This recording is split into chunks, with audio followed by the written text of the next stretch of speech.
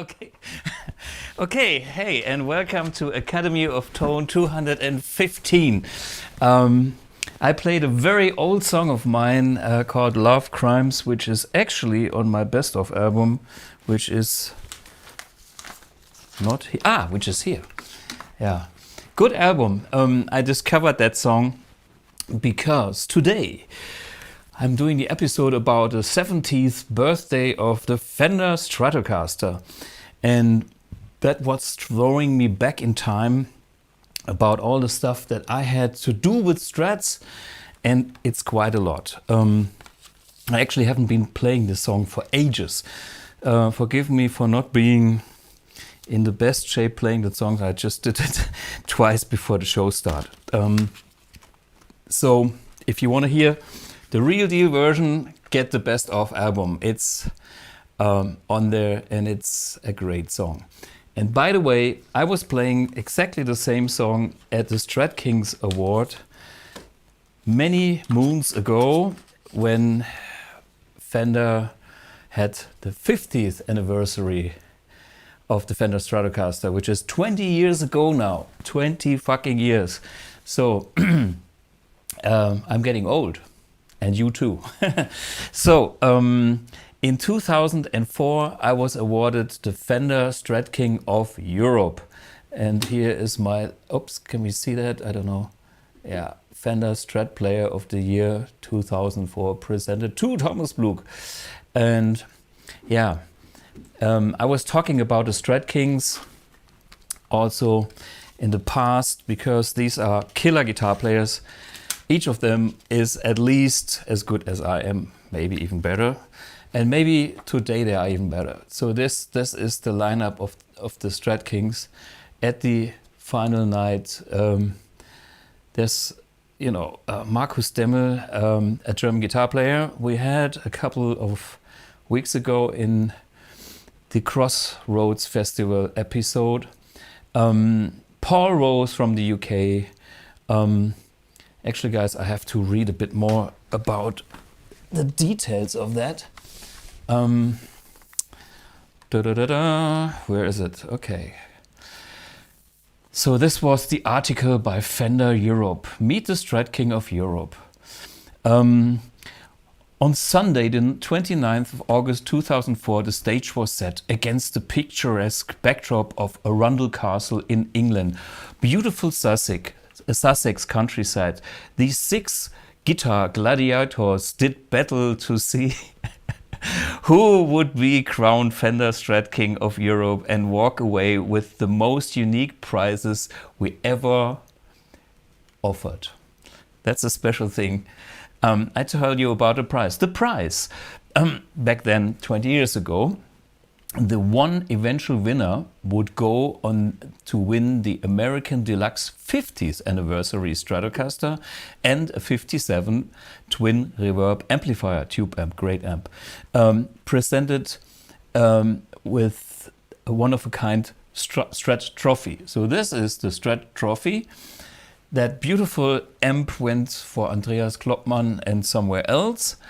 And the good 50th anniversary Stratocaster I never received, because I got a phone call with a very lousy explanation that the trophy was stolen. The lorry with the trophies were stolen. Anyway, I just want to bring in the names again. Mickey Birta, yeah, killer player. Markus Demmel I talked about. Oliver Wursten-Omlos, a French guy, killer player.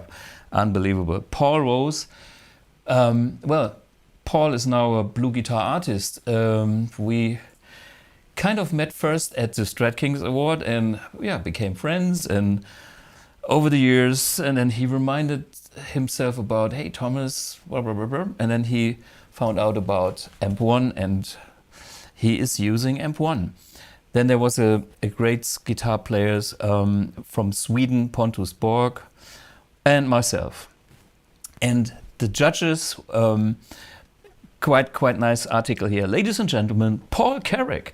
After the short interview, the Arundel crowd, there was a big crowd of many people, 1,500 or more. The crowd were treated to a show by international recording artist Paul Carrick. Paul has had a successful career spanning 4 decades and is best known for How Long Is It Going On and that stuff, and Mike and the Mechanics, blah, blah, blah. So, all great. Paul and the band gave an outstanding performance which got the crowd on their feet, blah, blah, blah. Nice. And the winner is... For the final part of the evening, the judges' decision was announced. The glamorous Miss Hunt, Bond girl, assembled the nervous contestants. We all were nervous who's getting the award on stage, and announced that the winner was Thomas Blug of Germany. Thomas was blah blah blah and so on. And the Wembley Arena on September 24th, 2004. So this was one of my biggest kind of events in my life. When it comes to, yeah, important. Is it important? Well, it's fucking not important, but it's something, there's not so many Strat Kings out there in Europe. I mean, everybody is a Strat King. And on the 70th birthday of the Stratocaster, it's a good story to tell about that. And funnily enough, I found this magazine, which goes even back 10 more years, which was the first, which was in, where is it, 1994. Okay, this magazine is from Guitar und Bass 1994. Can we see it? You can see it. This is the number. Okay. And guess what? These were the days when I was the music hero. Here, look at this. Young Thomas, the Fender Bender. Fender Bender. Okay, what a suit. What a suit. What a taste back then. Okay, yeah, we all had the leopard, gepard, tiger feel. And see, this is 1-2 pages.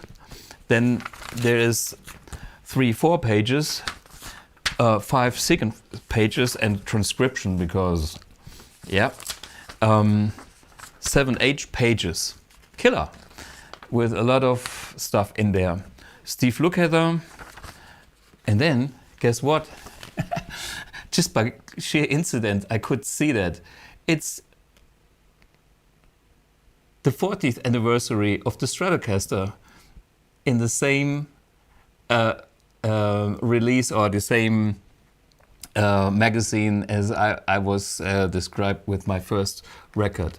So this was 10 years earlier, and this tells me how old I am now. But before we go into more details on Strats and the sounds and maybe the history, let me finish my history, because I was looking through my old photographs, and there are a few hilarious ones. Maybe Lucas can show the ones with the 2 red Strats. I don't have a photo of my first electric guitar ever, which was a Strat, but it was an Aria Pro 2 copy from Japan. And to step up, I bought a red 80s Stratocaster. Yeah, these were the 2 Strats, and you can see the one with the black pickguard was yeah, basically my main Strat, and the one that you can see on the other side was a special edition of Fender Stratocaster called the Strat, with a special hardware, all gold, and a special switch that gave you like serial humbucker positions and all the options and tele sounds and the most advanced switching, but still having like a regular 5-way switch and yeah, the tone control, volume. But one of the switches was like a rotary switch that gave me a full set of different pickup configurations. And here in the background you can see my Mesa Boogie MK2B, which was the first serious amp I was gigging with. I have a few more pictures from that era with that red Strat, so you can see. Maybe Lucas has a few to show, because it's so funny. This is me, young boy. This is me with the Strat. You can see it with the white pickguard in a club here in town, Saarbrücken. Yeah, and then there is should be some more pictures. Yeah, this was the one with the black pickguard. And by the way, 3-point, how you say, the neck joint was with 3 screws only, and it was terrible. So it has like 2 here and 1 in the middle, and that kind of tilt angle adjustment nightmare. Because I was on stage and then the neck was moving, and I had to get the Strat over the knee because the strings were kind of besides the neck. Yeah, this is what I have experienced in my life as well. Some of the worst Strats ever, but I also have had some great Strats. There is a picture with me and a maple Strat, maybe you have seen that, where I face towards with my Fender Princeton in the background. This was a studio picture, one of my earliest studio pictures. And by the way, Beer One, celebrating the Strat makes guitar playing much easier. By the way, no, this is already my no. This is maple neck means well, no. That's all later.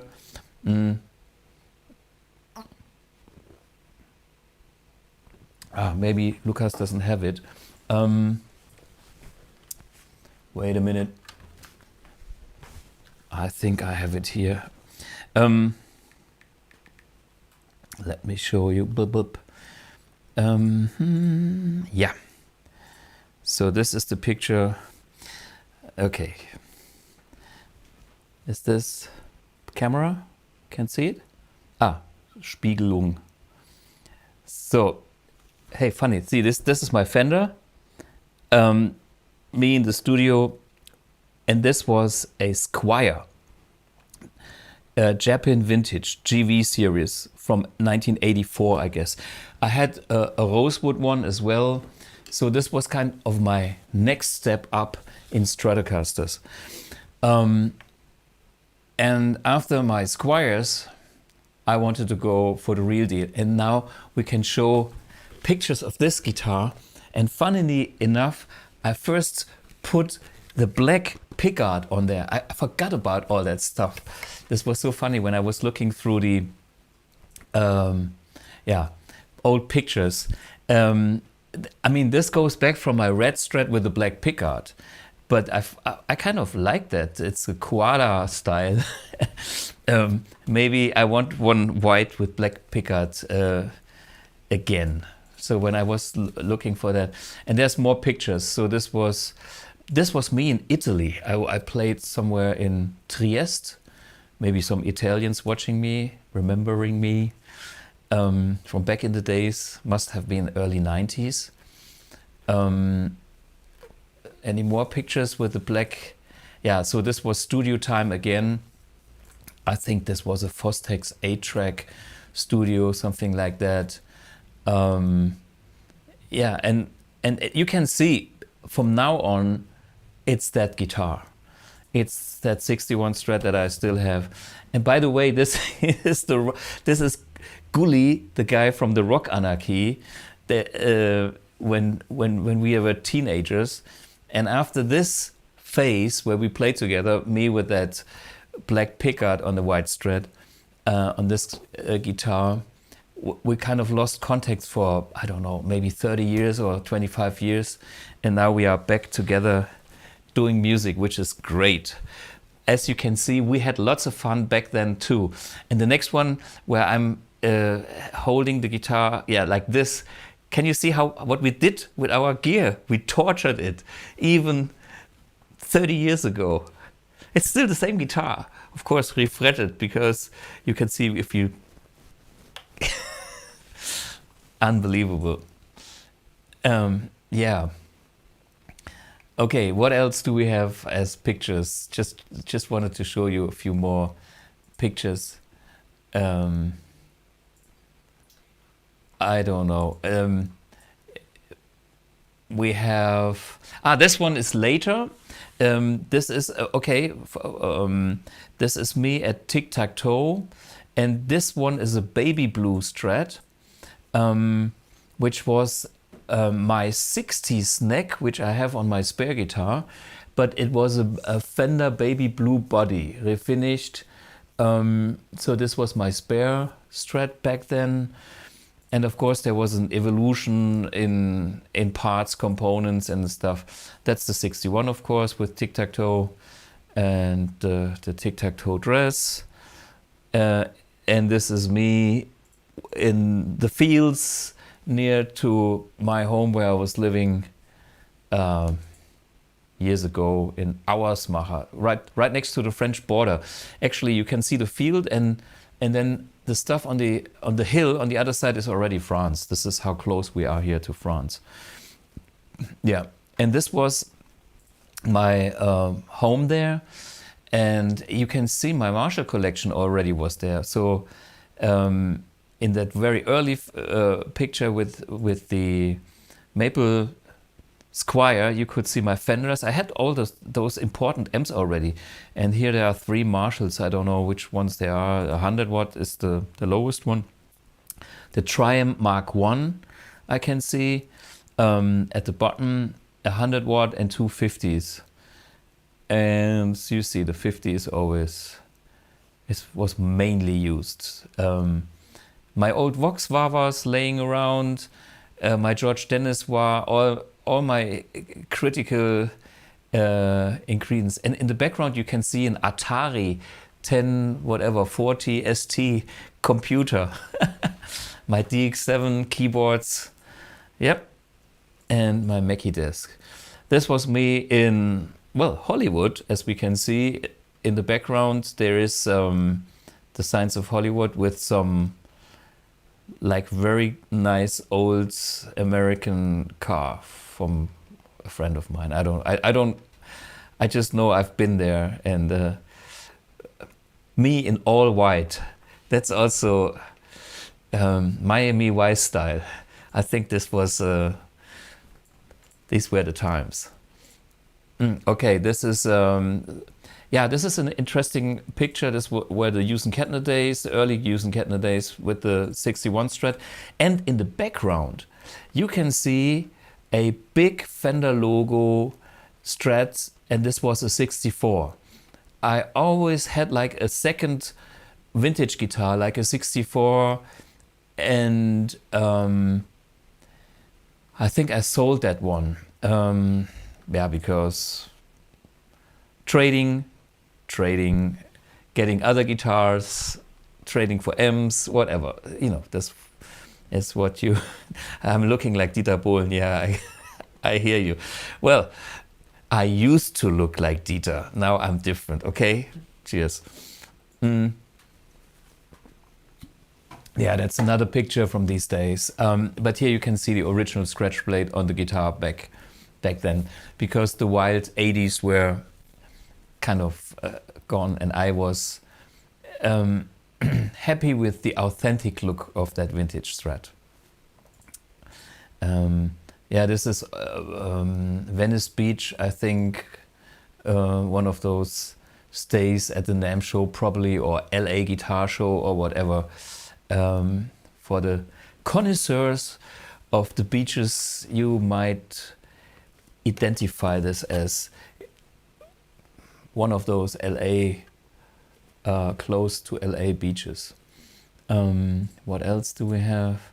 Yeah, this was then the phase with my band Dreist, the three-piece band, changing the look for longer hair.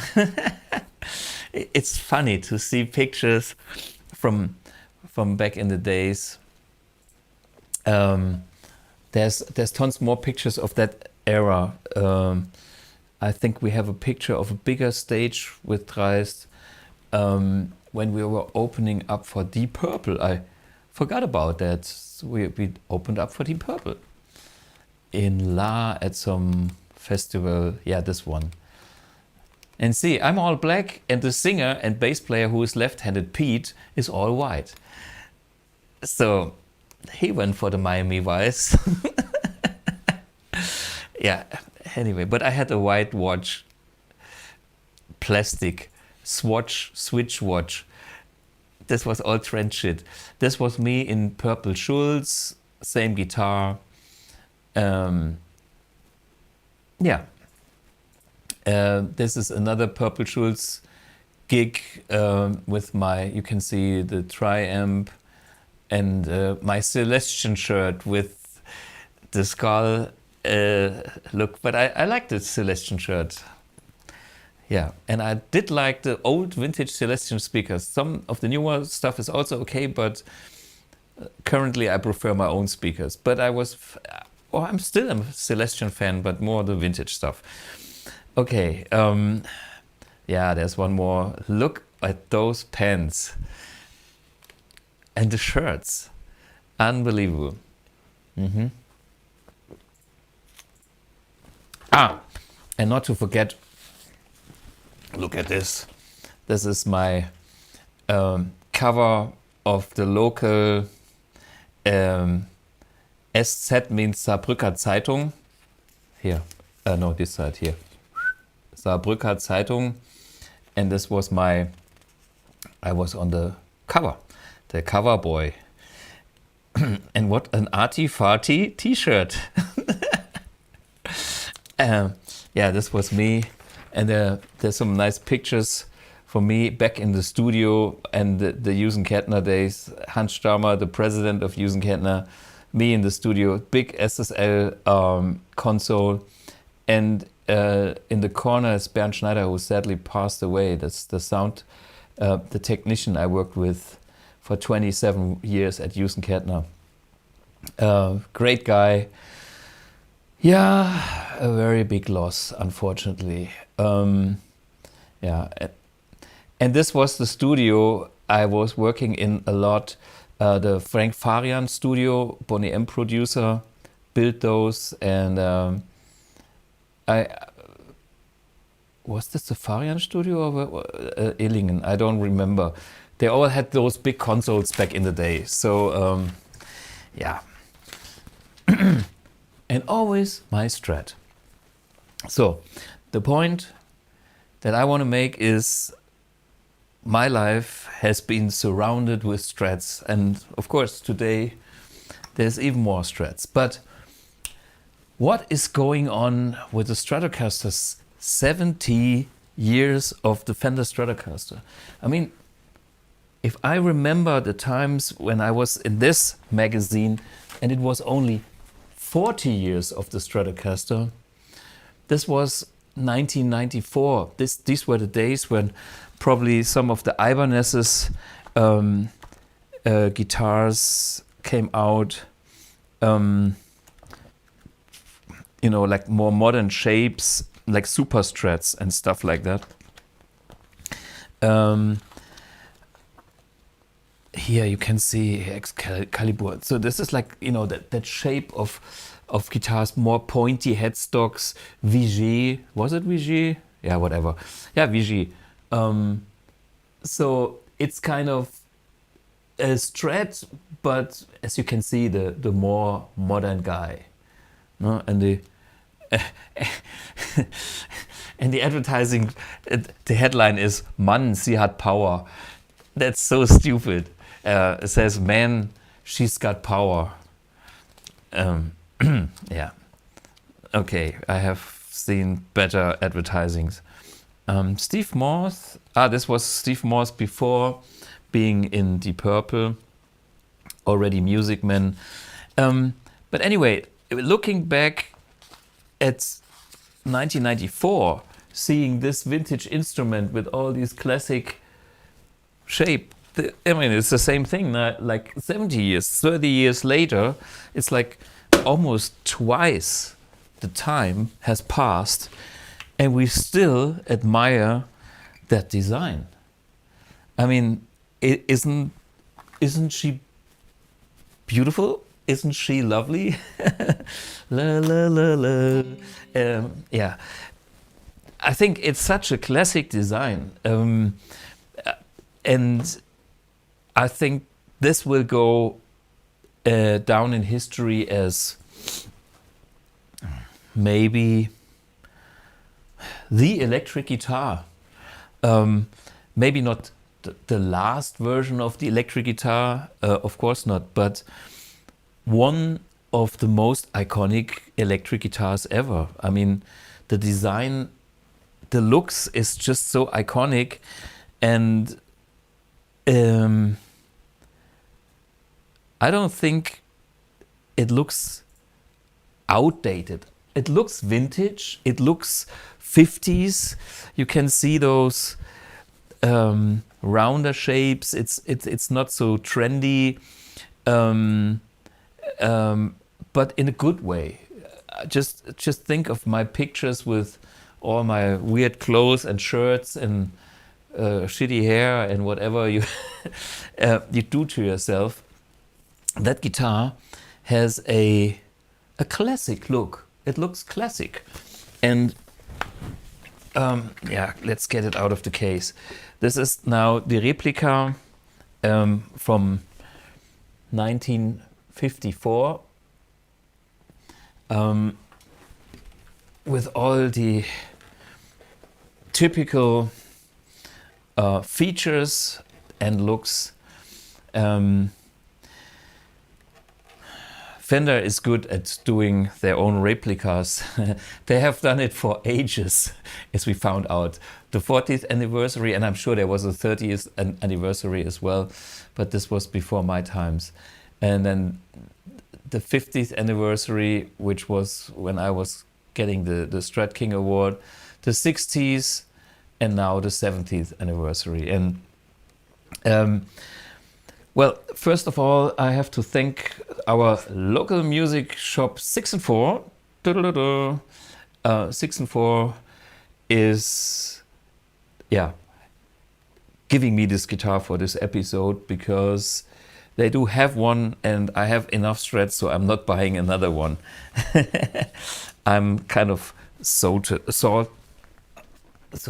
I mean, here's another nice logo of 6 and 4. Okay, so this guitar I can put the sticker here, but I don't do that because that guitar is in very good shape and brand new. And okay, smells good. In the early days, Fender cases and Fender Rhodes, they had a very attractive smell.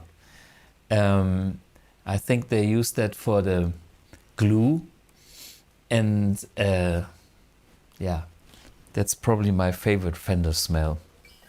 Okay, what can I tell about this guitar here? It's the 1954 70th anniversary reissue, having of course an ash body. Strats come with ash or alder. The later ones have alder bodies, and the early 50s have ash bodies.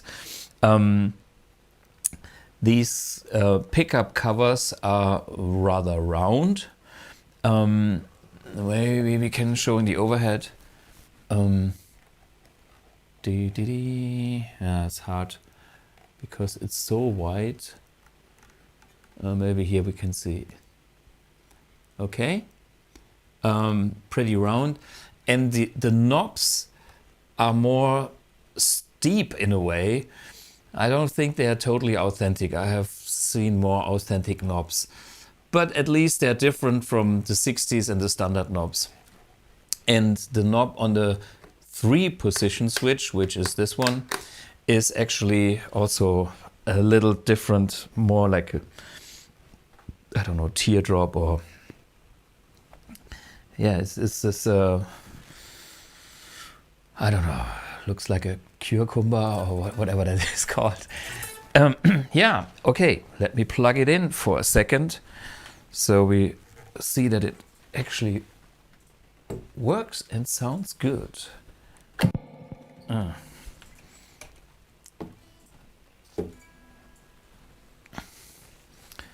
One sec. So plug it in here.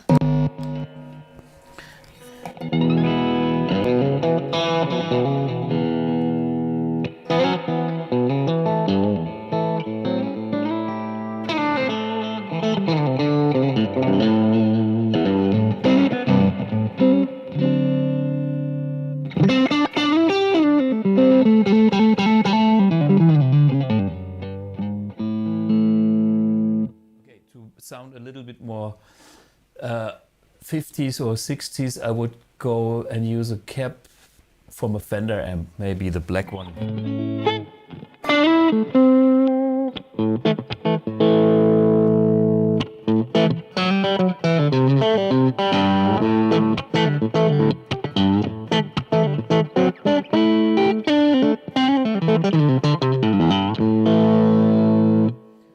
So this is the middle position, and it is a somebody writes cocaine. You could play cocaine on it, yeah.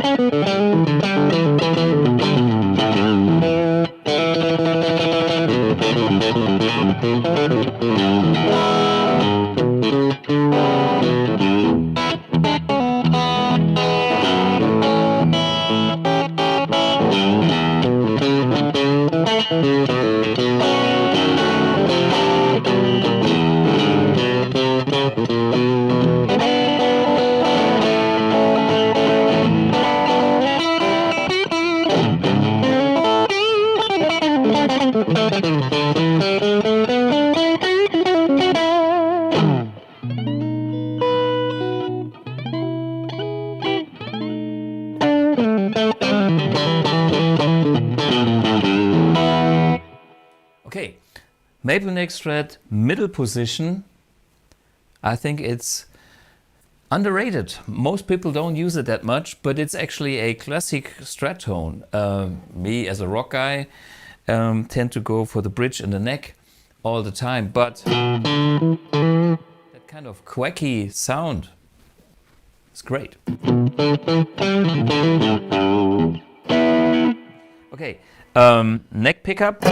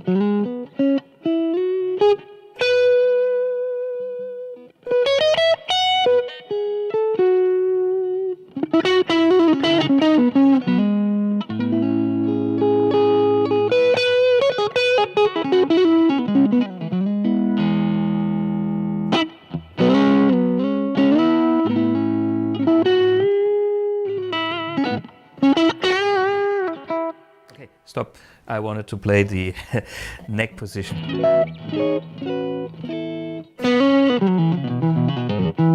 Yeah, it's that full, rich Strat neck tone. Okay, and finally the bridge position, which is very Tele-like.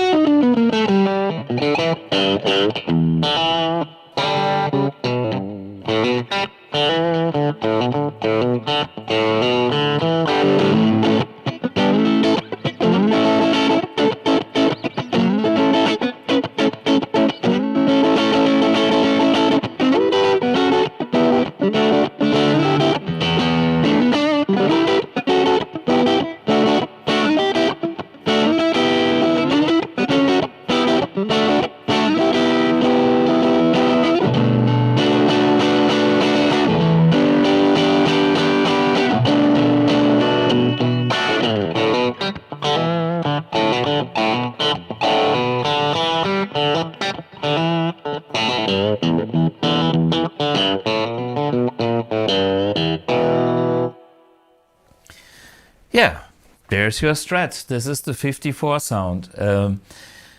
I think they've done a good job at doing their own replica guitars, which is fair enough.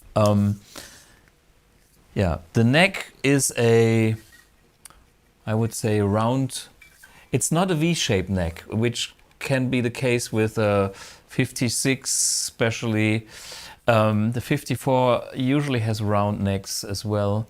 And this neck is, I don't know, it's a D probably. You know, very comfortable neck. Does the job.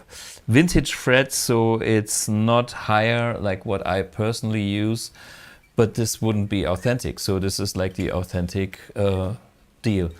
And the funny thing is, this is design of 1954, and you can still do most of the music of today with such a guitar, except for drop tune metal and, you know, super hard high gain humbuckers. But, you know, all that other stuff that is around, it's like similar. I see the question about the radius.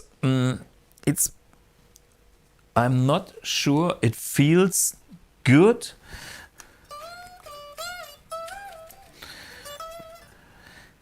Probably it's not exactly, what is it, 7 1/4? Totally vintage. Maybe they tweaked it as standard, the vintage standard a tiny little bit, maybe. I'm not sure. Is it maybe in the documents? It comes with a nice certificate of authenticity. Yeah, thank you, iconic, authentic, original. Yeah, that's marketing. Oh, free online lessons. Well, if you suck, buy that guitar, you get free lessons. That helps. Okay, and there is to check. What is it saying? Warning. Okay, part number. Yeah. So that's the case candy. Is there anything else? Let me see. Oh yeah. There's the whole thing, the whole 9 yards. There's the original vintage strap with the skinny bikini, whatever that's called, straps. I wouldn't use those, but hey, if you want to be 50 square, go for it. The cleaning stuff, I'm not opening this, so this is... and then there is the ashtray cover for the whammy bar or the vibrato system. These days nobody uses that. And some old Fender cable and a spare. No, it's not a spare, it's the whammy bar. The hole is sealed, so I'm not going there. I leave it. Yeah, and there's some extra document. Nice. Yeah, Oli P says it's 7 1/4, 725. The weight on this one is good. I would say 3.5. It's just like my guitar. It's not too heavy. I have no idea if they vary. If that same guitar is totally different. You know, with a different production number. This, just for the reference, is V700, like 700, 842.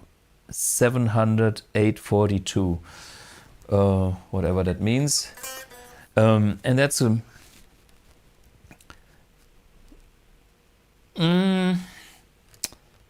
3 point, maybe a little bit heavier that I usually think, but it's not super heavy. It's 3.6, 3.7 maybe. But hey, good guitar. Nothing to complain about.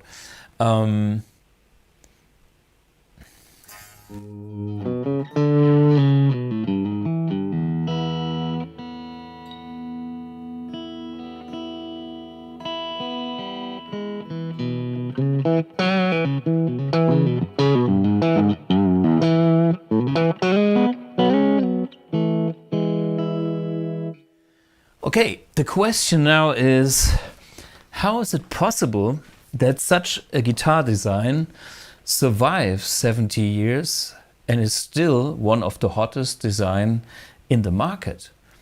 Of course, not for everybody, but there's a lot of people still crazy about Strats, and there's a lot of people that even crazier about vintage Strats. I think the whole thing goes back to the people playing the guitar. You know, like the Les Paul, when it came out in late 50s, it disappeared for a while because it was not used.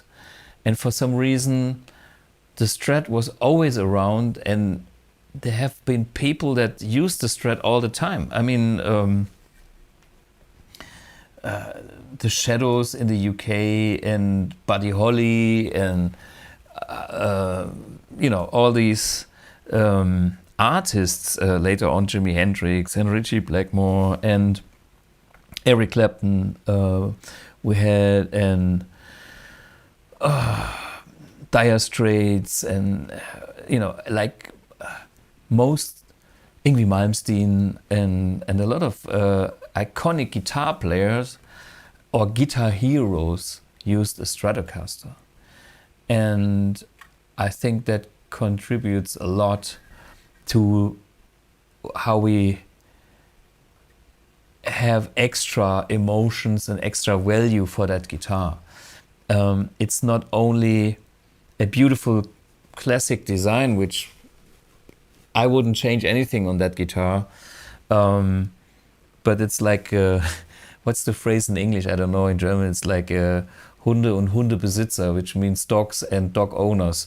So I don't know what's more important, like, do I get adjusted to the guitar, or is the guitar adjusting to me? And I'm still with that vintage design, and I'm still happy with it. And I was happy with that design even back then in the 80s. I just had the black and white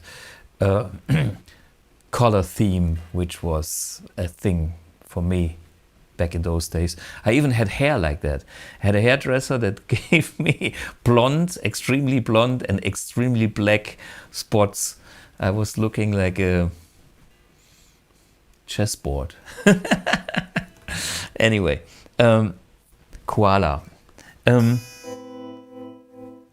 Yeah, so like all these iconic players where we know the guitar because we have seen the guitars with those players that we like. Also Jeff Beck, who didn't use the Strat at the beginning, but in his later career he was all about the Strat and amazing stuff. Never forget Jeff Beck.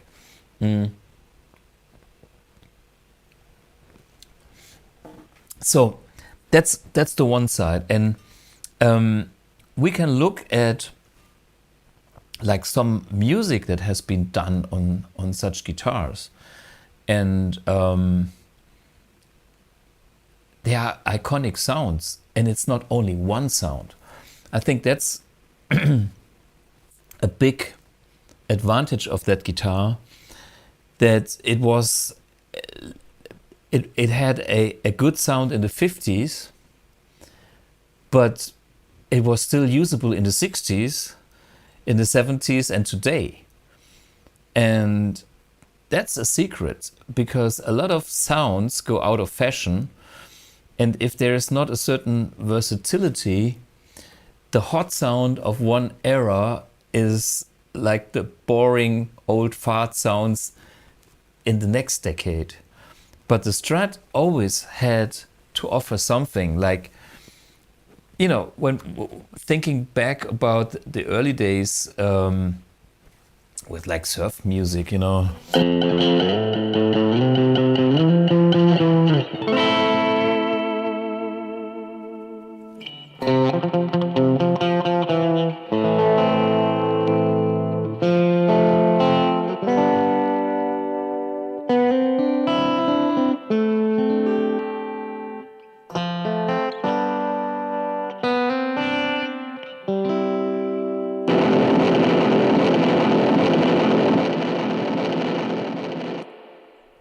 There's my little reflex on the floor. I just show it up. So, you know, the cable is not long enough. This will make very heavy for a second. Here is my reflex. Can you see it? Okay. I have it on the floor because I used it in the intro song. And let's make some tape delay here for that kind of shadows. Okay, for the first surf sound, we actually should have a really proper spring reverb, but I'm just using amp 1 for today and keep it simple. I'm dialing in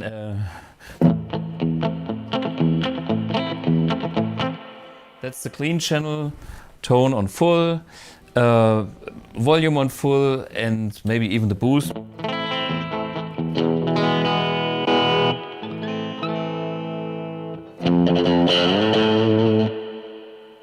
I like it when it's a little bit overdriven. Maybe it's too much, but I love it when it's on the edge of break.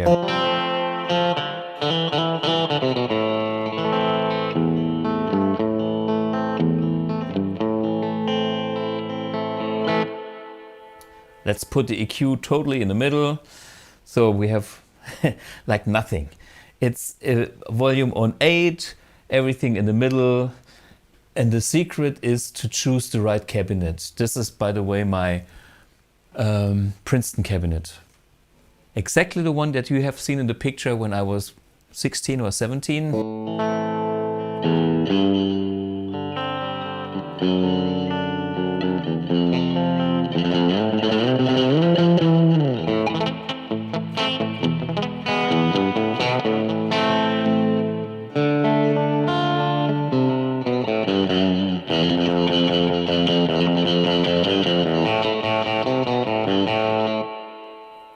So there we go with that twang 50s surf kind of sound.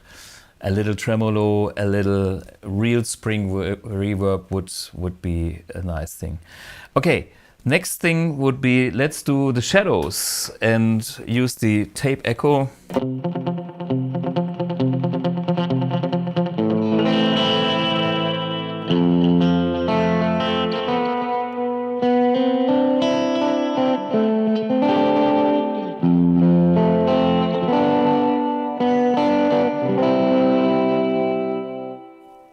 It's probably a little bit too dirty, so I dial back the volume on the amp 1.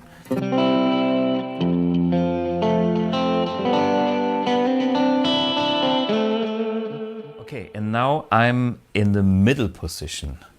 So the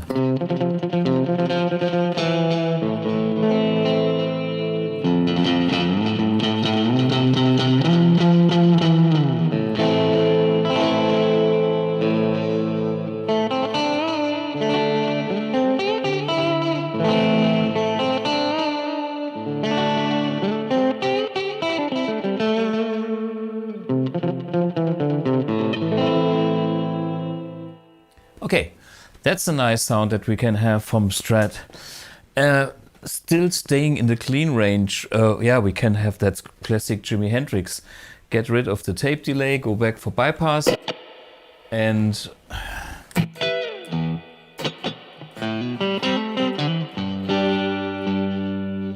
tuning, there's a tuner. Let me double check the tuning. Oh yeah.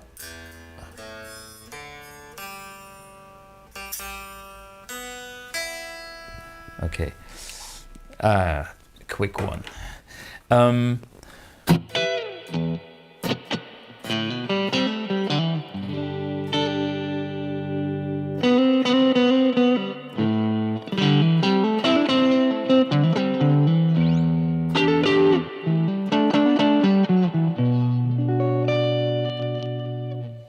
Neck pickup is a beautiful thing.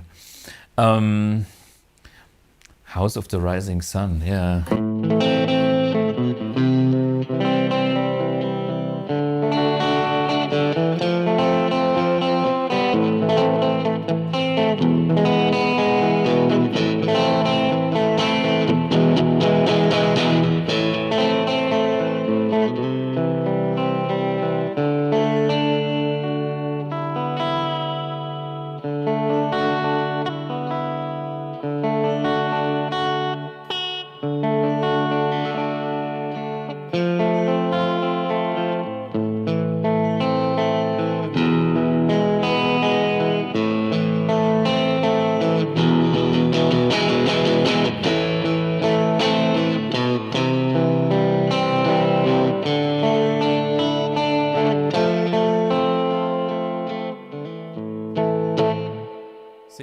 Maybe. I forgot about. Anyway, that's the sound that we can get here, and it's like maybe Jimmy was also using the middle pickup. I'm not sure. Experts might know if you are sure. Let's write it in the comments. Little wing, what pickup? Neck or middle position? If you know, let me know.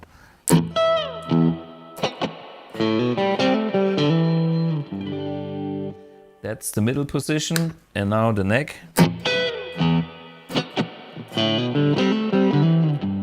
That sounds more like everybody these days.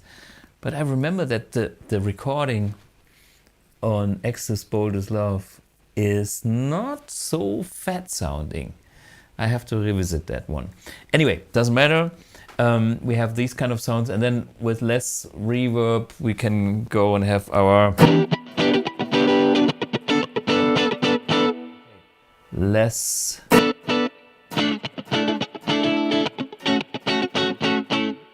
and maybe use a Fender Twin.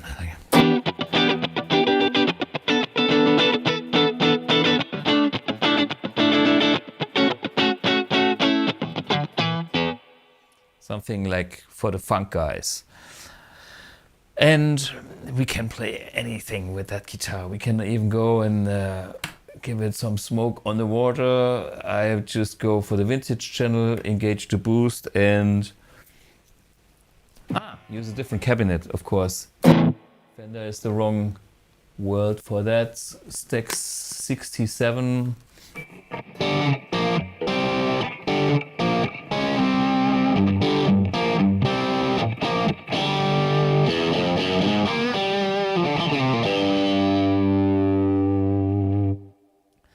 To me, that sounds a little bit too brittle because Richie was using either Rangemaster treble booster here under the BluGuitar sign, and that was kind of dampening the highs a bit, or hotter pickups. And this is something this guitar is not so good at, because it has the bridge position all the way open, which is a great thing, but the sound is like a little bit too harsh for Richie.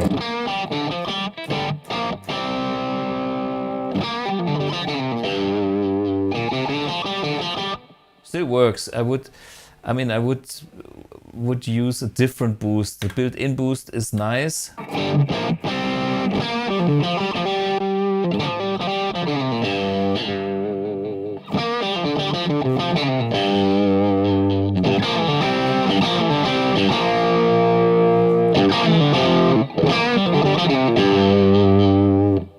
Or the classic channel.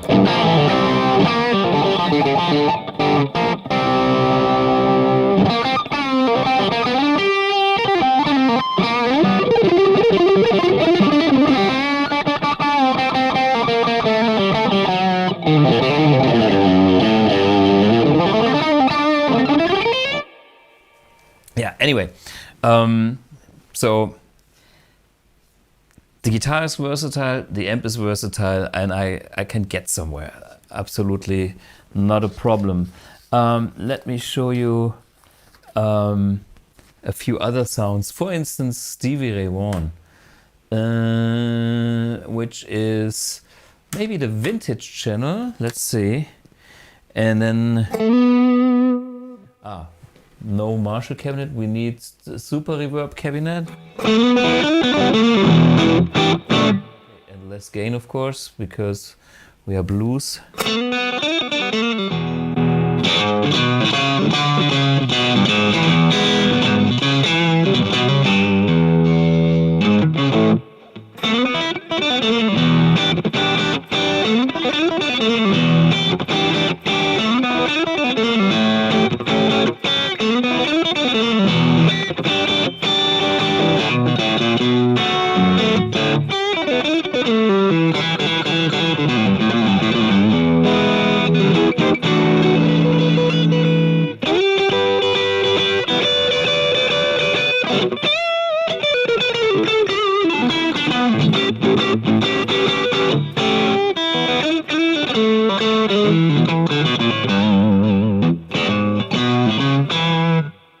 I would give it more mids.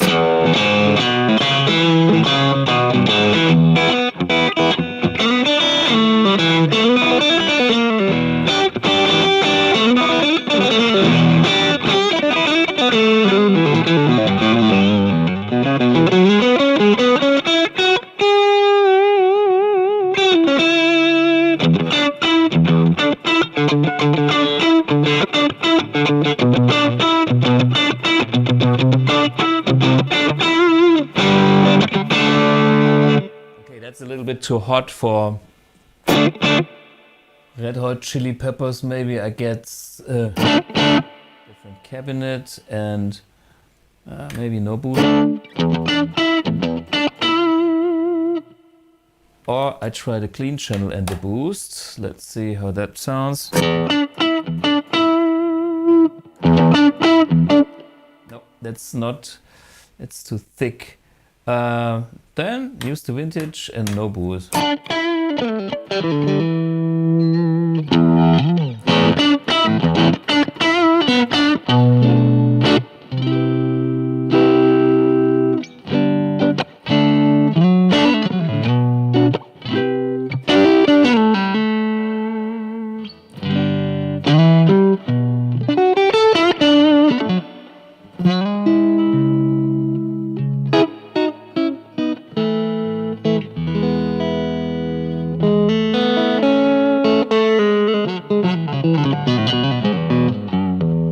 Some John Mayer. It's also cool. It's all in this guitar.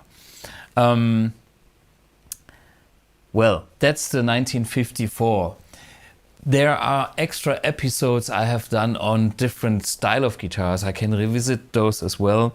But we should also look in some variations of that first style of Stratocaster. We know that these are maple necks, and they have the 3-position switch, and you know, the total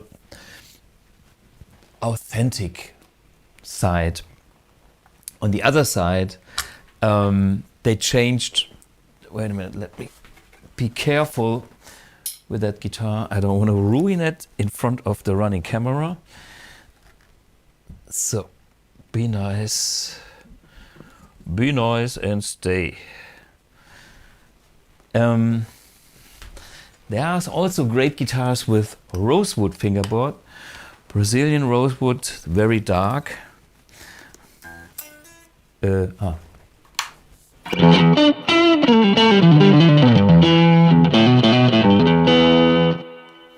There's something about that guitar that sounds thinner in a way. Maybe you're disappointed, but that is a quality of the rosewood neck.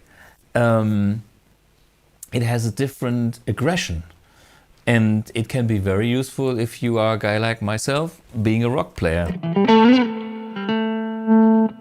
I give you now the Ritchie with this guitar.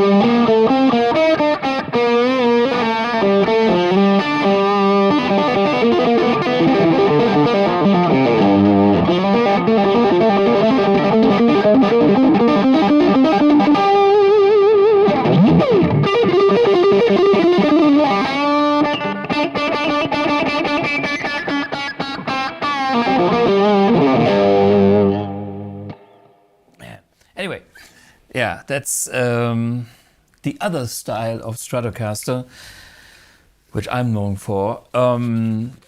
But again, great sounds. And when I take this kind of the evolution from 50s into the 60s with like Hank Marvin, and considering that Hank Marvin was the hero for Gary Moore, Brian May and them all, and they had simply more gain and their way and more aggression, then yeah, we end up with the same guitar, more gain.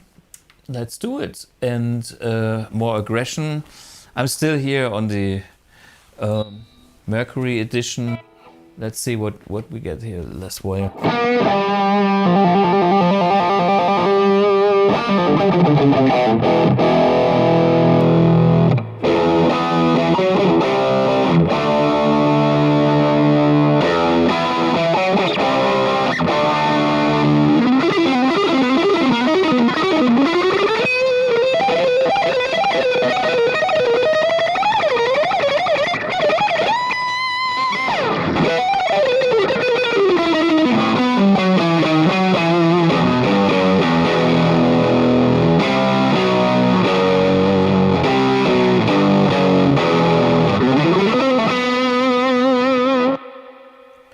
That is stack 65.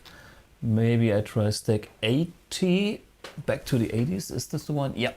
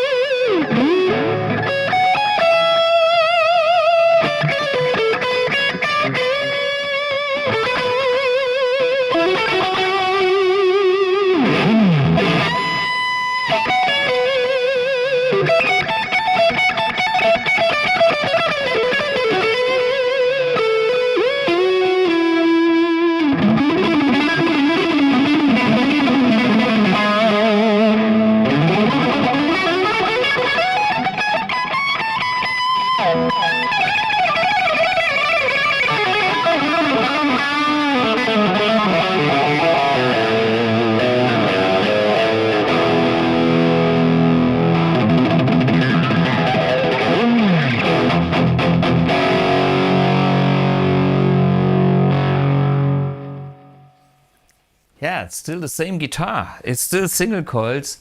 It's just a classic channel here, yeah, with some boost and a different cabinet, stack 1980. Makes sense if you are into this kind of sound.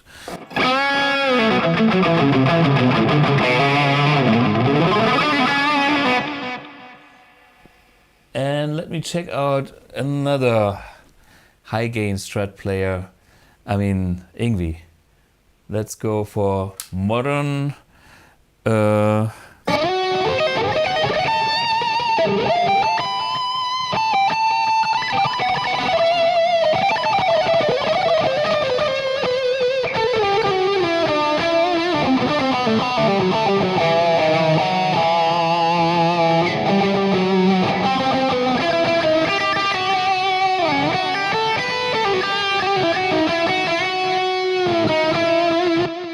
Okay, too much aggression here.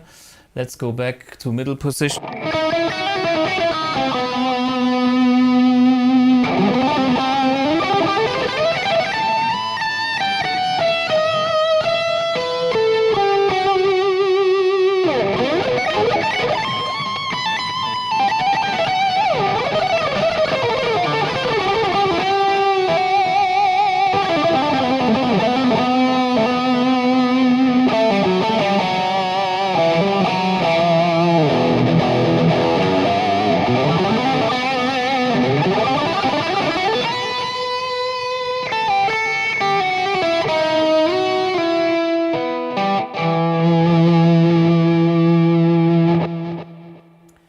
okay, I have to admit it's not the most authentic Ingwie sound, but it's something towards that direction. I've done episodes on that with the original DoD 250, which is of course a critical ingredient into his sound. Of course, any of those sounds that I was demonstrated was just using the amp and nothing else, no, you know, just the delay and the built-in reverb, and that was it.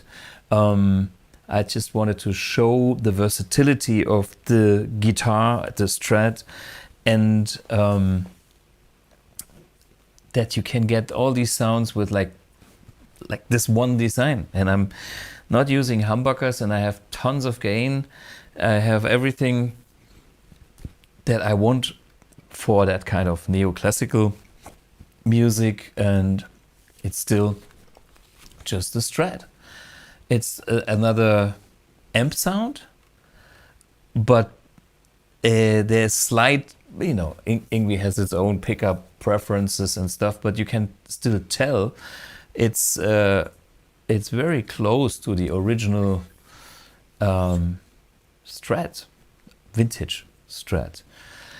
So that's the one thing we can understand about Strats. And there's another thing about the vintage world, which is usually pre-CBS. What's the story about that? So CBS was the company that Leo Fender sold Fender to. And he's probably, he made a lot of money doing that. But the true vintage connoisseurs tell you that the pre-CBS Strats are the better ones. I would generally agree, and of course there are some great later guitars as well. Some early 70s like Ingwie's 1971 or whatever he's using. There are some great guitars. But for me, the sheer Strat magic I can find until, yeah, 64. Most of them. And of course, that's why they are all so expensive. Luckily, I knew that even when I was 17, and so I bought this one for cheap and a 64 later on as soon as I had some money, and then I was trading it in and swapping and selling and buying another one, but this one always stayed here, and it will. So that's the thing about the history of the original design, what Fender has done to the guitars. Yeah, we had the maple necks, we had the rosewood necks, we had the different neck shapes. There were some V, like this, shaped necks, D, chunkier, skinnier necks, different neck profiles. Then we have seen, even by Fender, all the different electronics, like with these Strats, with this extra switch that gives you other pickup configurations. And then even Fender started to put in humbuckers in some of the Strats, like HSS, humbucker single coil guitar, which was something that was needed with higher gain, especially for the guys in, you know, Iron Maiden style. And this was kind of the answer of Fender to the Super Strat. But somehow the Super Strat, maybe Eddie Van Halen was one of the first one who probably invented the Super Strat by just modifying a Strat with a humbucker. Frankenstein. I'm not sure if there were other people doing the same thing around his time, but he was making the Super Strat movement famous, at least. Maybe he was the first one, I don't know. But he took the Strat body because of its super comfortable shape with the contour body here, and you know the armrests, and the ergonomics were kind of right and still are right up until today. There's nothing I would change about it. We can discuss the thing here about, is it okay to have this kind of connection of the wood, and then the thing is kind of sometimes in the way if you want to play higher notes. But I got used to it, and I don't mind even. It's like it's there, and it even gives me some guidance here. Makes playing in G minor easier. So you can feel it, there's your G. Anyway, so of course you can, but how many guitars actually have a different neck joint here, and even like Fender's 3 screw plates here, they haven't made it. It's nice for production because you can have a tool to adjust the angle, but I think it's better to have a tight connection with the neck and the body. That gives you more, and the rest is of course a proper setup of the neck with the truss rod. Make it straight or almost straight, only a touch of here between the strings when you put them down, almost straight neck, and the rest yeah, do a proper adjustment of the saddles and stuff, and you will be happy. There's not so much that I would change on that guitar. I went down my own way with the modifications, with a dummy coil, with a treble bleed, to achieve more of I was looking in the Stratocaster than Fender offered as standard. And I experimented with a lot of other options, like with the master tone and stuff. I have one that has a push-push to flip between the master tone and the standard tone configuration. But do I really use it? It can be handy, but honestly, it's too late for me. I created my style with that kind of layout, and that's all I need, and so I'm happy about that. Okay.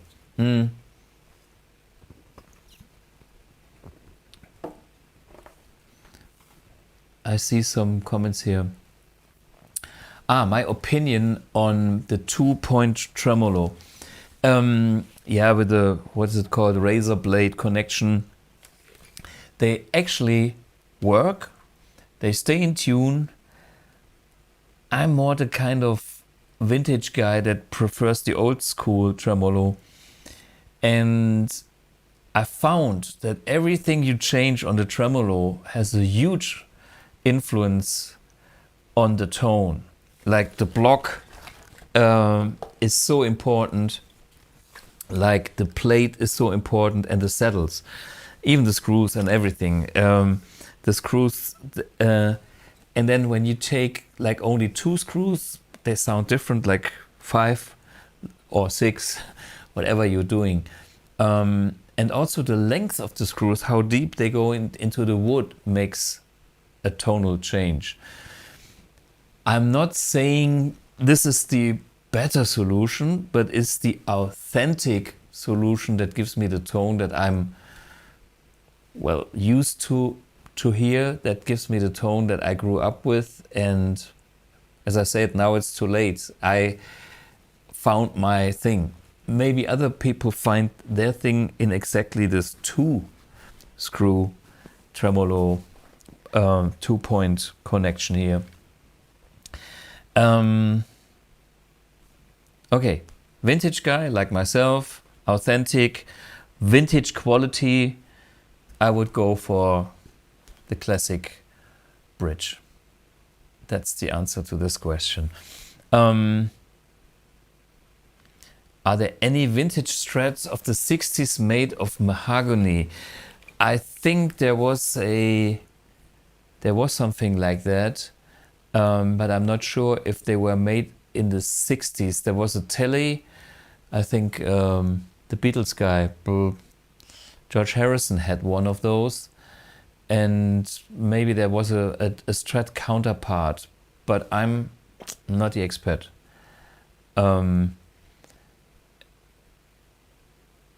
Yeah, so I don't know. I can see somebody's writing Fender sometimes use different woods when it was available. They did a lot of custom side projects here and there, so there might be one or two even. But I haven't heard about a series that was popular. Yeah. So anyway, this was like the authentic Strat and the authentic Strat features. And when you watch me doing my dive bombs with the vintage tremolo, I can prove that it works. And it always worked, and it will always work. It's just a matter of adjustment and correct setup. I think I have done an episode on that. If not, if you want to and you don't find it on the Academy of Tone, I have to revisit that. But people always come to my concerts and they say, you know what? You do crazy things with the whammy bar.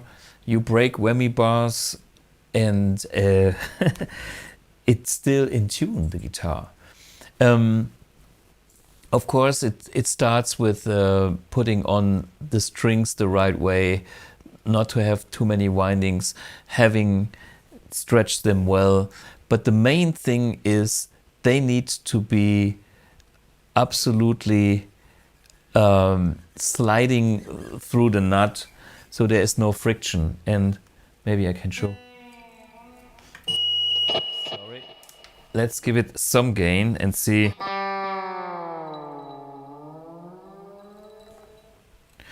There was a little click, click, click. See this? I should get rid of that. That's a sign that something is having friction.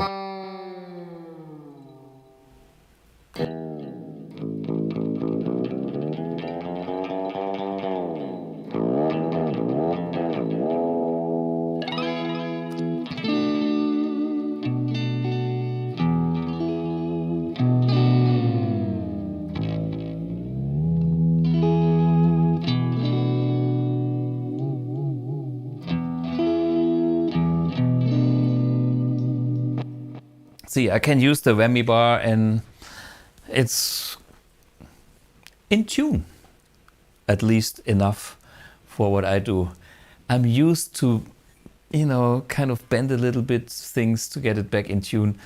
It's always a problem when the string goes sharp. There's no way to bend down. But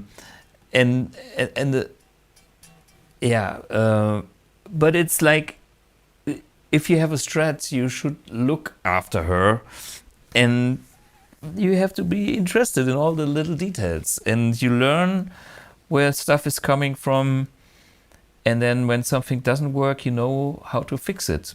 It's part of that thing. It's not a super modern design like Klemmmechaniken, what's the English word, you know, where locking machines and even locking here, like Alex's ESP guitar here. Wait a minute. And this brings us actually to the other big thing about Stratocasters. This is also a Strat. I think, well, it's an ESP. I would call this a super Strat, using humbuckers, using the locking, and using a tremolo, a Floyd Rose that has a wider wiggle range. Let's see how this does the job. So.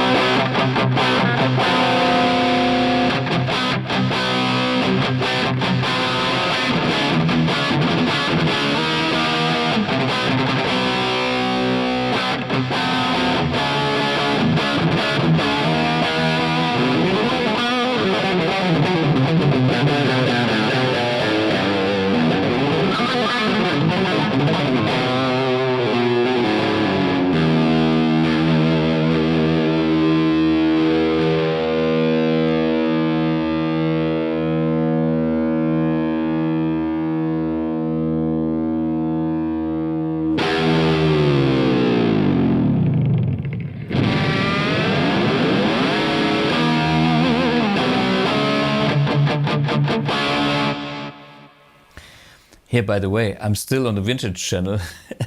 I just used the middle position again and a modern cabinet, which is the metal V30 cabinet from the Blue box. And that's the sound I get in this combination.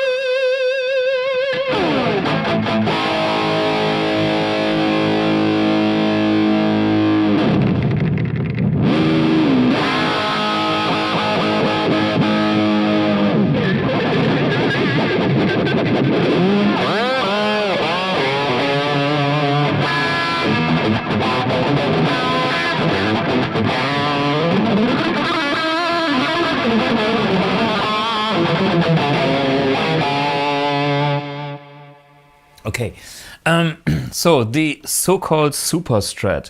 Well, this is an ESP, but I think the most famous Super Strats are known by Ibanez, Joe Satriani, Steve Vai, Paul Gilbert, you know, the typical names that pop up if you're talking about hair metal. And yeah, it's kind of that style of guitar with humbuckers. It's still that similar shape, maybe skinnier necks, which I don't like. That's why I love Alex's guitar, because it still has a classic back of the neck. It still feels like what I'm used to, like a Fender in a way. The only difference here is like the fretwork radius is definitely 9.5 or 10 or 12 or whatever. It's flatter, which makes sense for all that modern stuff. Yeah,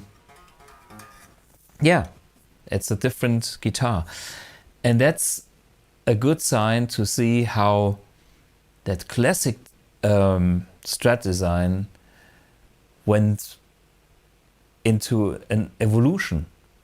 The music changed. We had the Strat with more gain from the amps, but still having single coils. Then Eddie put in a humbucker. All the rest followed, put in 2 humbuckers. And then tried to expand the range of the tremolo. getting a solution for tuning issues, for the wide range bends you can do with a whammy bar. And there we go. That's kind of the next generation of Strats. And if we are looking into the history, we can even see some young guys, some modern players using Strats. I mean, there's, you know, Rabea has one. Actually, I played with Rabea. I think it was in Nordic country, Denmark, not Finland, not Sweden. I forgot about it. Somewhere on the Baltic Sea. Yeah, and we had, I think he had a Strat and I played my Strat, so we had a Strat battle. Younger player, modern player, but still connected to the good old vintage world if needed. Hendrix, Afro, white Strat, why not? But also Matteo Asato, like, you know, that kind of generation killer player, very tasty. This is him with his Sir whatever signature model. It looks very classic, still like a Strat, just has a humbucker and 2 single coils. I think he also uses some other guitars, but he has one of those Strats in his arsenal, definitely. Then there's a guy, Tim Henson.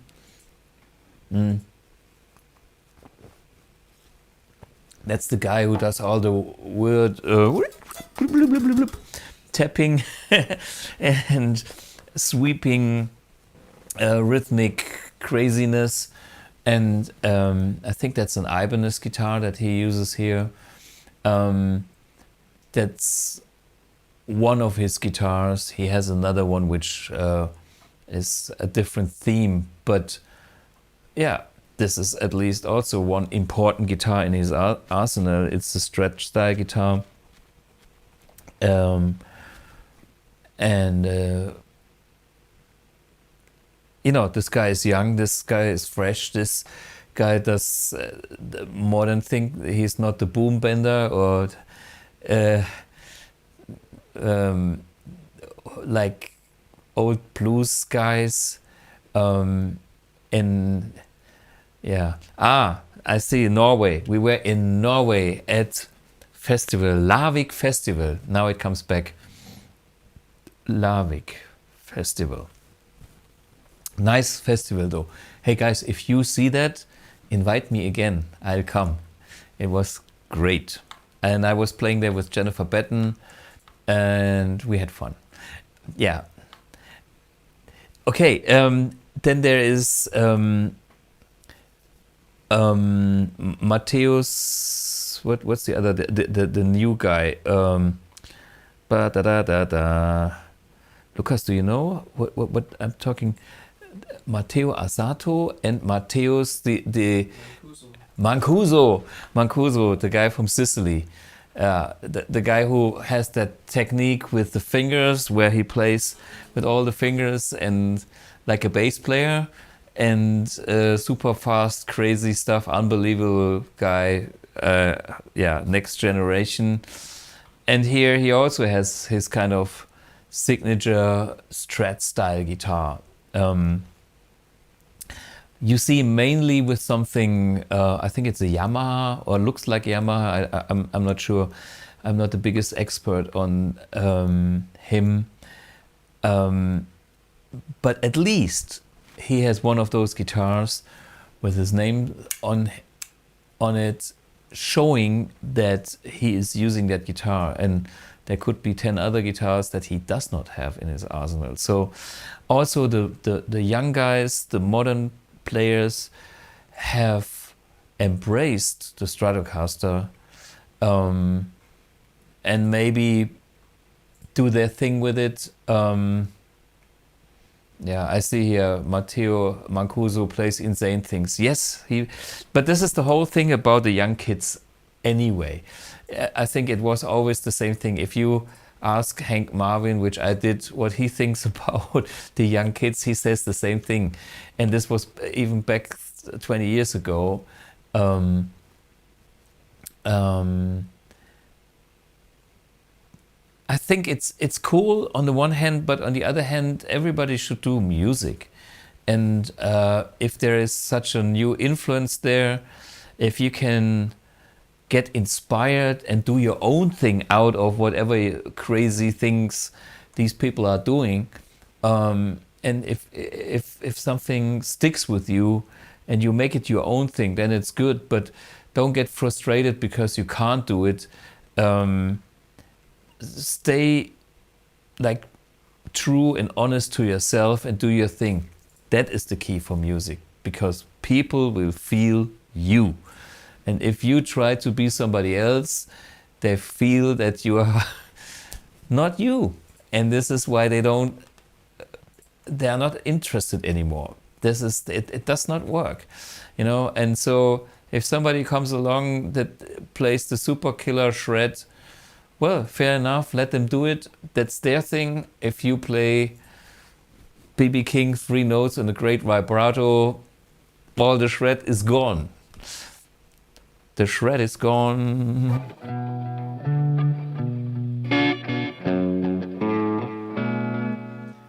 You know, the shred is gone. And by the way, I love all these shredding videos where you see B.B. King and somebody plays some Yngwie style on top of that. It's so hilarious. I mean, it's made to fit, and it's so great. You know, Dark Star, I think, is this da da da da da da da, and B.B. King with his, you know, making all the moves and the faces, playing Yngwie style. Look that up. That's great. B.B. King plays Yngwie. I think that's what it's called.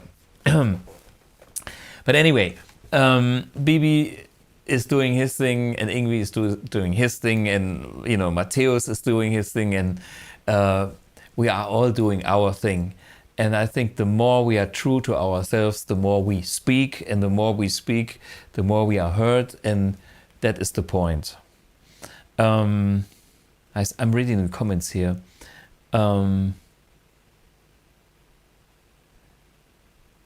Okay, what is the thing? Headstock? Are you talking about this headstock? Yeah, it's here. Let's talk about stuff that is actually done pretty well on a Stratocaster. If you have these kind of 6 machine heads and you align them here, I just love that headstock. It doesn't matter if it's reversed headstock or the normal one. It's so practical. It looks so cool. And just imagine, you know, the other style where you have like 3 on this side, and here that looks to me like there's no puddle. It's like, yeah, it's too small in my opinion. And that kind of extends the Strat, and see how this kind of whoosh, goes up in the air. This is kind of like the wing, little wing, and fly. I mean, what a great shape that is. And you know, also the normal way here with that Strat, it's, you know, this comes from the like classical bass, you know, and this round thing, which is the Fender protection circle here. Don't copy that, or you have to pay tons of money. But it's a beautiful design. And the headstock design is inspired by classical instruments. Definitely go and see the headstock of a upright bass. That's in the counter. that's exactly how that looks. So that's, I think, the beauty and the genius of Leo Fender. He got great inspiration, and then he did it his way. He was himself. Just what I'm just talking about musicians. Do your thing. Don't, I mean, be inspired, get fresh ideas, but make them your own thing. And this is not the 100% copy of something, but it's like taken from something that has a familiar look, that is known as a musical instrument, string instrument, and adapted to a complete design. So it's like little things here. If you look at the Telecaster compared to the Stratocaster, the Telecaster was flat and it was just a plank of wood and a very simple solid body design. But this is next level, and this is,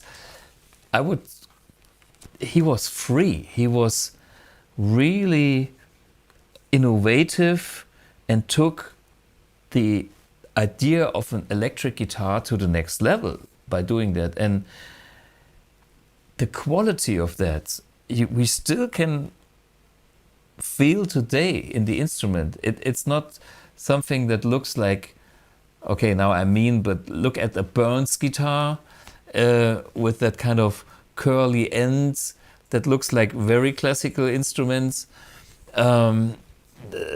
That's kind of outdated these days. But this is kind of reduced, and it is reduced, and thereby it creates shapes, iconic shapes.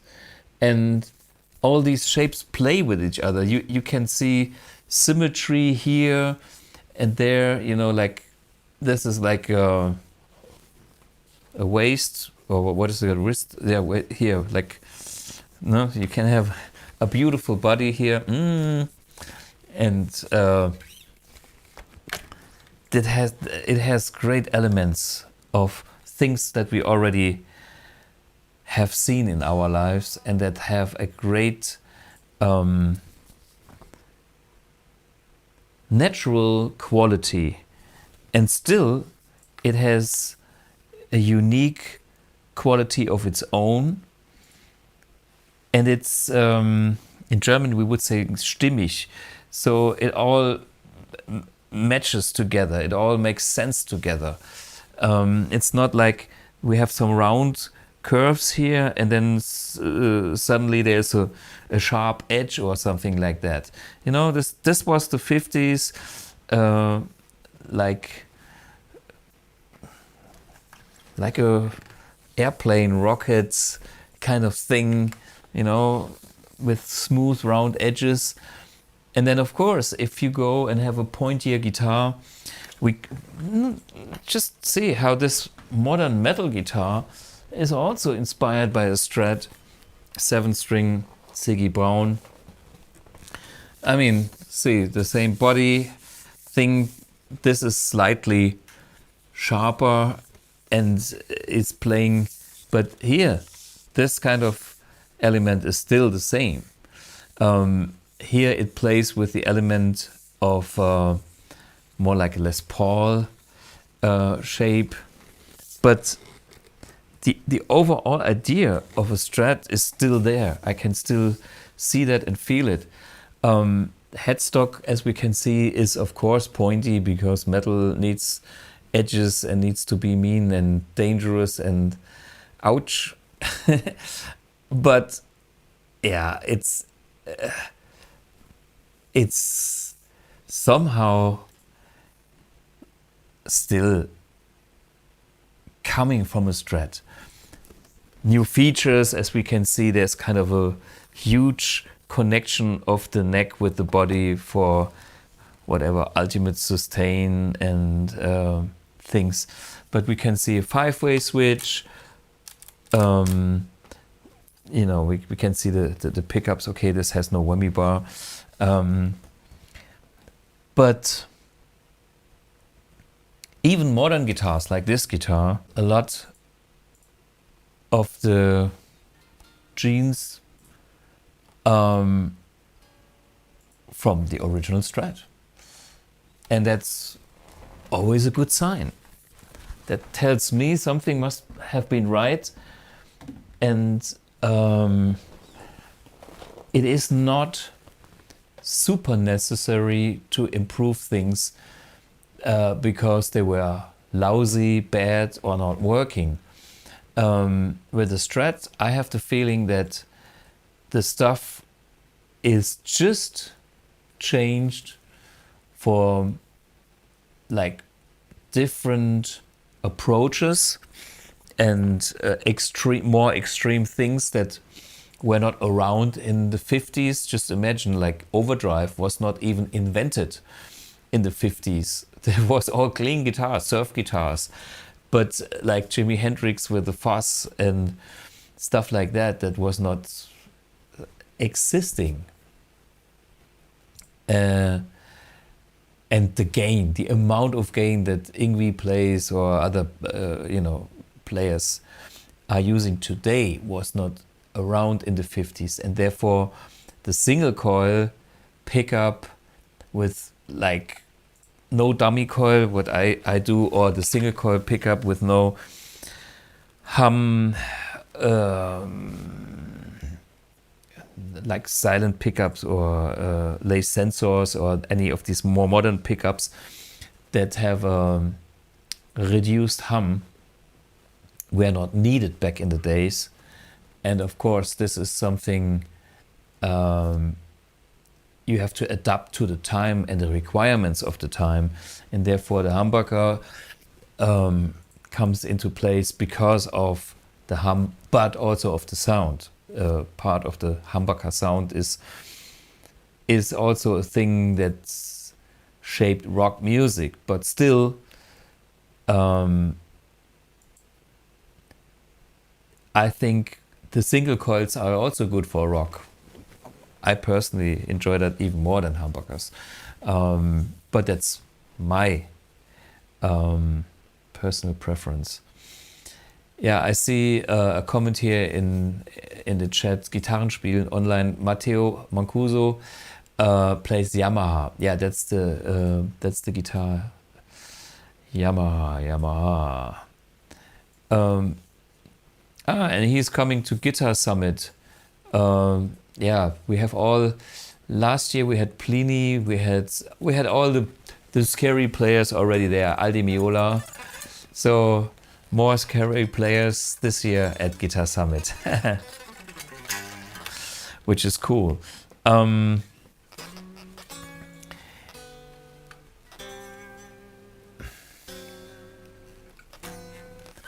Okay, I don't get a comment here. Tube amps sound better. Tube amps sound better than what? Okay, question from Fabio for: did all 1964 to 16 Fender Strats have very dark rosewood boards, or some a little bit brighter? I think most of the early ones have the rather dark, not as dark as mine, but already in 63 I have seen like more brown. This is very dark here. Brownish ones. Anyway, so production not for piezo pickups. Okay, I don't follow this discussion completely, but anyway, yeah, talking about Strats. Fender made the advertising about you won't part without it, and I agree. I'm with the Strat forever. I'm very sure about that. There might be other great guitars, but I'm pretty sure that my kind of Strat will be my main instrument also for the next decades to come. And I'm not getting tired of that design. And that meaning in all the aspects, meaning in the aspects of visuals, but even more important in the aspects of tones that I can get from it. I mean, just take like Jeff Beck. Okay, let's go back for some classic tones here.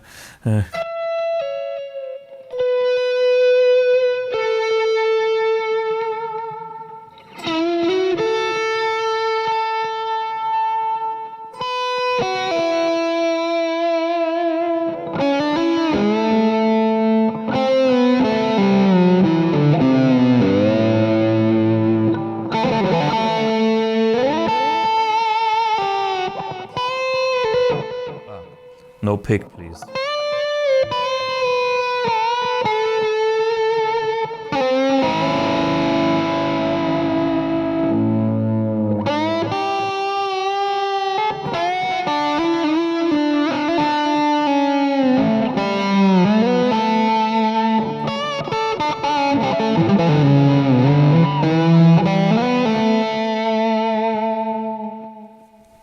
Yeah, what did I do to achieve this kind of tone? I was using the tone control, and that gives me that kind of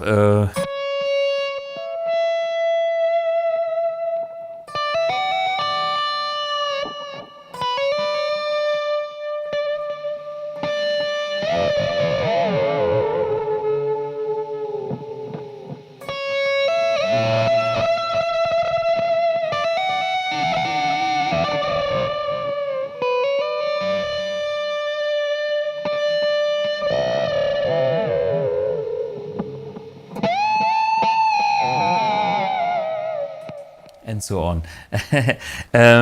But hey, this guy was innovative, and he did it with all the vintage specs or with the 2 screw tremolo. Who gives?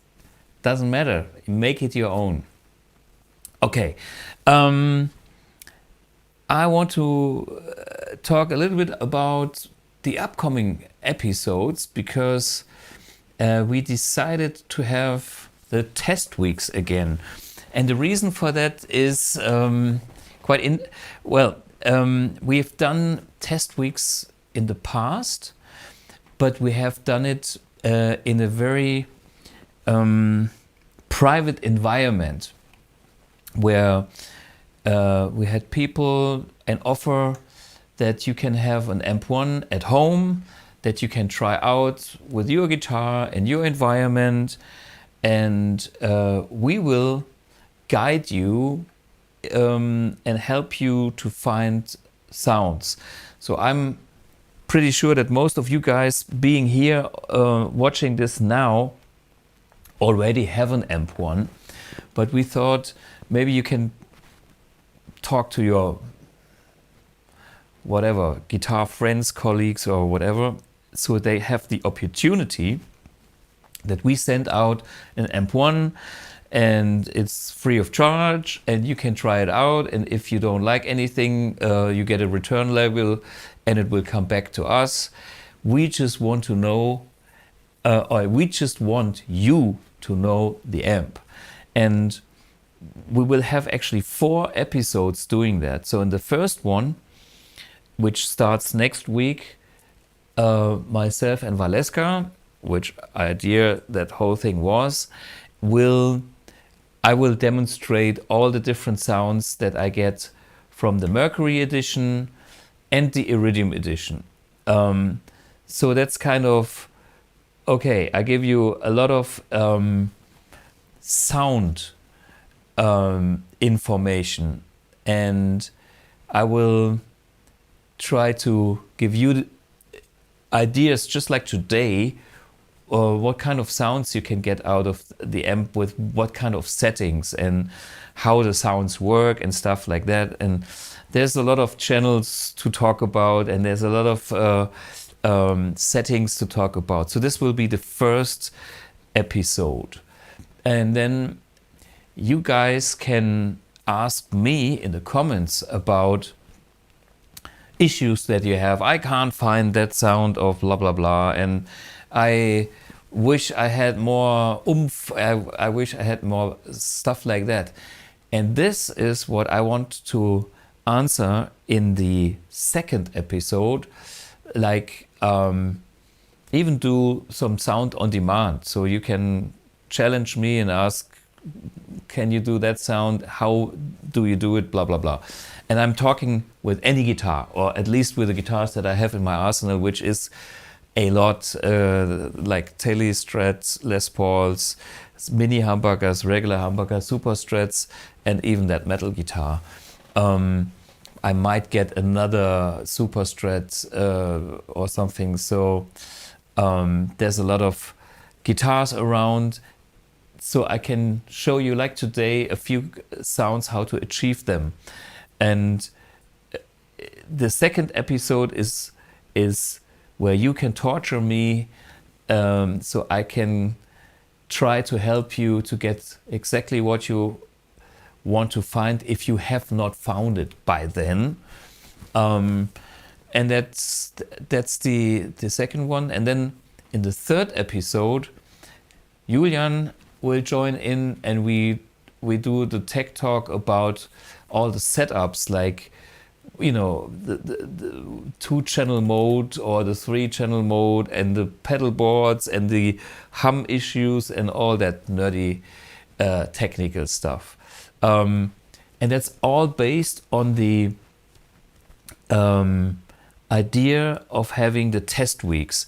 So we have people that are fresh and new, or not as experienced as the guys that already have the Amp1 for many years, because I know we need to help them. And by the way, just yesterday I had such a nice conversation over the phone. I think I have to video that as an interview, where somebody started with the Amp1 2 years ago and then went through all the different stuff that he thought was making him more happy, and now he's exactly back to the same setup that he had 2 years ago.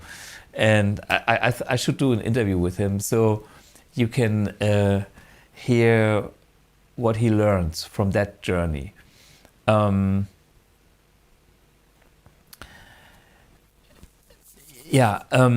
what we will do is we will give you instructions on our website how to join the test weeks. And if you have stuff that you are still searching for, of course you are invited to join in, plus the fresh guys that will have sent an Amp1 to, and of course they don't have the same nerdy level as we have. But I think this is a nice experiment, how to find out if we can really get people to find what they are looking for. It's a chance, it's an opportunity. So we kind of offer our time and experience, and there's nothing to lose. And I see Mann, mach doch mal den MX fertig. Yeah, I can see that that comment here, Oli P. Everybody wants MX. Yes, MX. I want my MX too. I play it every gig. There's a little video. Lucas, do we still have that? From last Friday, maybe. And I have 2 gigs this week, and I will play MX because I'm the beta tester. And just in rain, when it shines or rain, the sun shines or whatever climate condition, the thing is in the field test with myself. Watch that little clip. Tommy. Well, ladies and gentlemen, today is Saturday, right? Right, yes. Okay, he can say yes. Yes. This is Tommy Fischer, by the way. Hello, guys. One of my favorite drummers back from Germany, and he's got the perfect backbeat. Thank you. Yes. No? Very good. And we are very close to a vintage amp case, which belonged to Jürgen Rath back in the days. And this is this stage. Yeah, it was a bit rainy, but who cares? So, bass amp, Tommy and the cymbals, and of course my clean Strat and the FX. Oben den ganz drin und dann passt's. Und dann passt's, okay. 10 Minuten. 10 minutes. 10 minutes to go. Ah! Yeah, anyway, we had some heavy rain after our concert. There was a super black sky with golden flashes coming in. And then we even had wind, strong winds and strong winds. No, but I'm talking, some trees were falling over. And we were very slow on the Autobahn, only like 60 kilometers speed to go home. And then when I was going to the company, the street was actually blocked because some trees lost their I don't know, what's this called? What? Branch? Yeah, the branches. Some of them. Yeah, and just today we could go to our office again. Our neighbor company used this as an excuse not to work, but we did, and we worked on AmpX every day. So, don't worry, we'll do it, and we'll do it for the good for you. When I hear these comments, we'll finish it, yes, and it will be the thing that I was dreaming about, and it will be good. But again, if you are dreaming about AmpX, that's fine. But most of the guys, they don't even know the potential of Amp1. And if you look back at, AC/DC, how many channels is AC/DC using? None. One. I mean, so, and we already have 4, and we have all the options. And so, for me, there is, of course, the AmpX, or there will be the AmpX, and for me, but there is also such an amplifier which is already 4 times too much for AC/DC, and maybe 4 times too much for most of you guys. So I think that people should be aware and max out everything they can do with that. And once I'm totally sure that you understand it as I do and get no result, I'm happy for you. I will invite you to buy a Fender Deluxe, or you buy your whatever amp, because this is the only thing that makes you happy. But I'm so sure that most of you guys don't know the potential of what you can do with the Amp1 if you really dig in deep. And so the story needs to be told again and again, because the percentage of the people that understand it is still too small, in my opinion. But costs no money, just costs time, and has a big benefit because it might make your life a lot easier, or your friend's life, or whoever is not aware of what this thing can do for you. Yeah, I see a few comments here. There's no video of the session workshop. Unfortunately, I saw some guys with their mobile phone cameras, and nobody put it online. I was looking for it.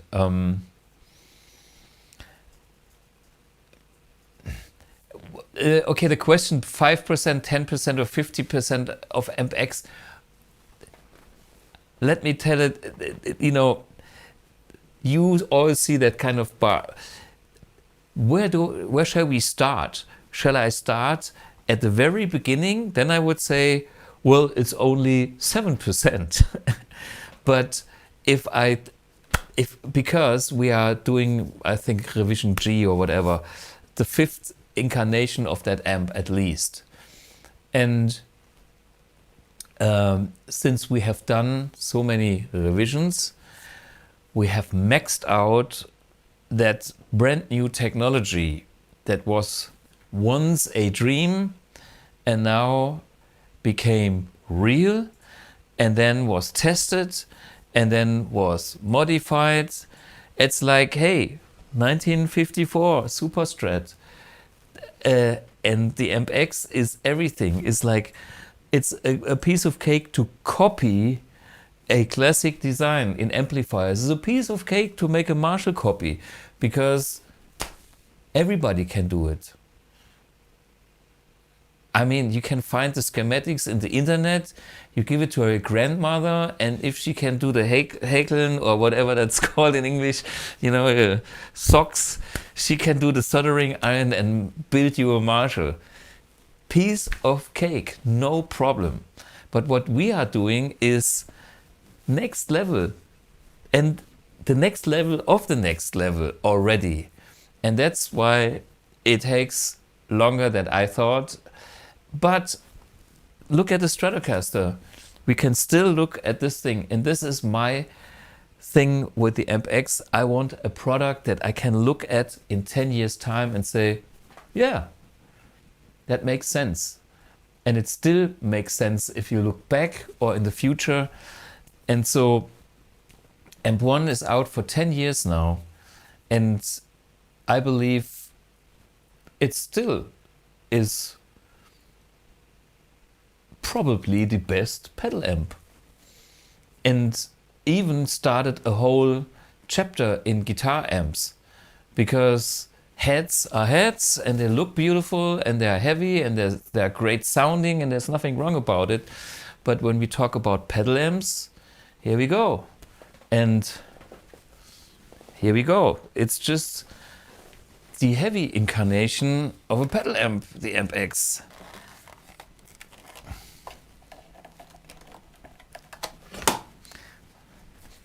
So, that's it for now. The German saying is, Klappe zu, Affe tot. Okay? That was the end of this episode. See you all next week. And I'm looking forward for all of you guys, and bring your friends that want to know about BluGuitar, the Amp 1, the Blue Box, the Mercury, the Iridium. And if you had, I'm there to go through the stuff again, but also I'm open to your feedback, and I want to inspire you what you can do with this. So guys, thanks for joining in. Enjoy your Stratocasters, and as I do. If you are more into more nerdy detailed stuff, just go back a few episodes where I was tweaking this fantastic BluGuitar Strat, and that was an example just for myself, because this is now probably my number 2 guitar. But you can watch the last episodes about this guitar, and the main thing that I have done is I was tweaking parameters to the max, like the tone pots, neck adjustment, every adjustments, details. And it makes such a huge difference to spend the time and go into all that stuff, because you think it's perfect, but then when you A/B it with my most played 61 Strat, there's a thing that still is better here. And yeah, it was worth spending the time. It's so much fun. And I learned a lot about it. And this is what I want to do in the next episodes with you guys. See you next week. Cheers. Bye bye.